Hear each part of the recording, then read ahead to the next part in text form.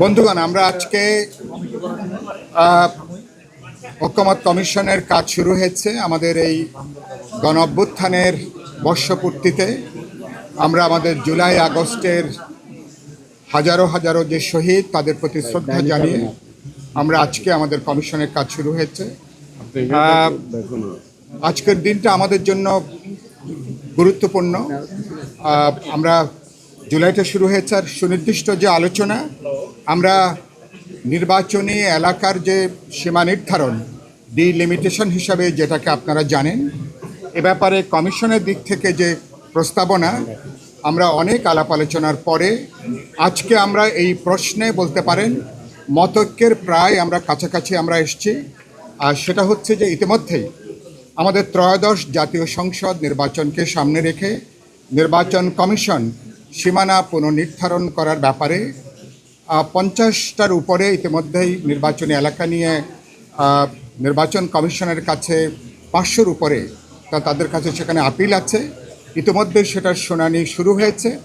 আমরা বলেছি নির্বাচন কমিশনকে ঐকমত্য কমিশনের দিক থেকে পরামর্শ দেওয়া যেতে পারে সবার সম্মতির ভিত্তিতে, যে আপনারা আপনাদের কাজটাকে নিরপেক্ষ করবার জন্য, পেশাদারি জায়গা থেকে ডিলিমিটেশনের কাজটা সম্পন্ন করার জন্য, সীমানা পুনর্নির্ধারণ করার জন্য প্রয়োজন বোধে এ ব্যাপারে দক্ষ, যোগ্য, পেশাদার ব্যক্তিবর্গকে আপনারা এর সাথে যুক্ত করতে পারেন, এবং যাতে নির্বাচন কমিশন অতীতে গত আমাদের 53-54 বছরে সীমানা নির্ধারণ নিয়ে অনেক রাজনীতি হয়েছে।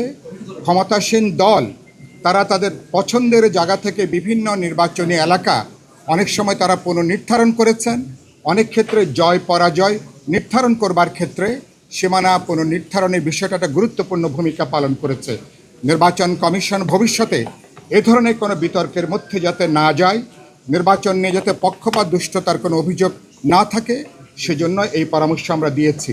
2 নম্বর যেটা বলা হয়েছে, তাদের ঐকমত্য কমিশনের প্রস্তাবে তারা 1 নম্বর যেটা বলেছেন, তারা একটা কমিশনের প্রস্তাব তারা দিয়েছিলেন ভবিষ্যতে সীমানা পুনর্নির্ধারণ করার ব্যাপারে নির্বাচন কমিশনকে সহায়তা করবার জন্য একটা কমিশন করা যায় কিনা। দীর্ঘ আলাপ আলোচনা হয়েছে। মোটামুটি এটা ঐকমত্যের কাছাকাছি এভাবে এসছে।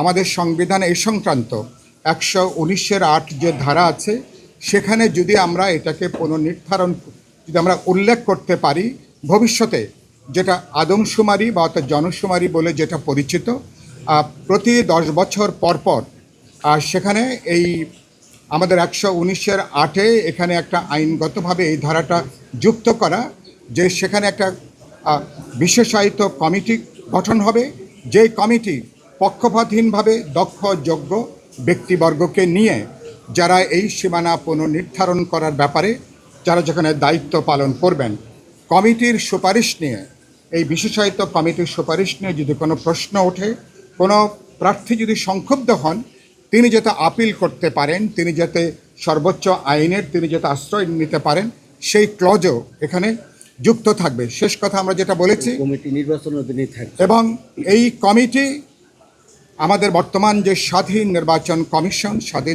কমিশনের অধীনেই, তাদের তত্ত্বাবধানে এই কমিটি কাজ করবে। সেদিক থেকে নির্বাচন কমিশন তো একটা স্বাধীন সাংবিধানিক প্রতিষ্ঠান। এই আলোচনাটা বাকি আছে।